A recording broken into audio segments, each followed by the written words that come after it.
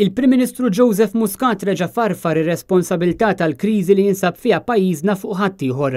Muscat kien sfurzat isejjaħ elezzjoni bikrija minħabba l-korruzzjoni u l-iskandlu tal-Panama u fl-aħħar sigħat Ministru Ġermaniż qal illi Malta saret qisha l-Panama tal-Mediterran.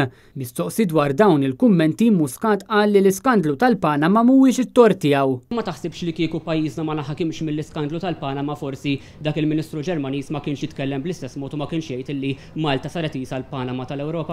Naħseb jekk tagħmel word count tal-kelma Panama kemm il-darba tgħidu intom naħseb illi hemmhekk illi qiegħda il-problema. Imma rapporti fil-ġurnali internazzjonali jitkellmu waħedhom. Dawn huma wħud mir-rapporti fil-gazzetti internazzjonali u li ħamru wiċċ Malta minħabba l-iskandlu tal-Panama li fih inqabdet il-klikka korrotta ta' Muscat. Anka Francis Vassallo, ex-gvernatur tal-Bank Ċentrali, kien qal li bis-sitwazzjoni li ġab Muscat qed titkisser ir-reputazzjoni ta' Malta.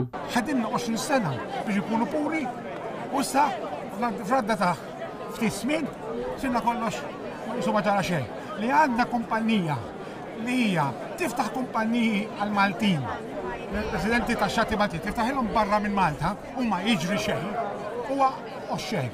Imma waqt il-konferenza tal-aħbarijiet Muscat qal li l-ħsara qed issir mill-bidnija b'referenza għal ġurnalista Daphne Caruana Galizia illi kixfet parti sostanzjali mill-iskandlu tal-Panama kemm qabel kif ukoll wara li dan faqqa madwar id-dinja bil-Panama Papers.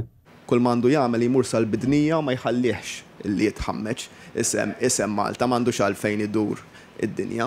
U l-effetti tal-iskandlu tal-Panama waslu biex fl-aħħar sigħat tħabbar illi kumpanija fir-Renju Unit li se titlaq minħabba l-Brexit għażlet il-Lussemburgu minflok Malta.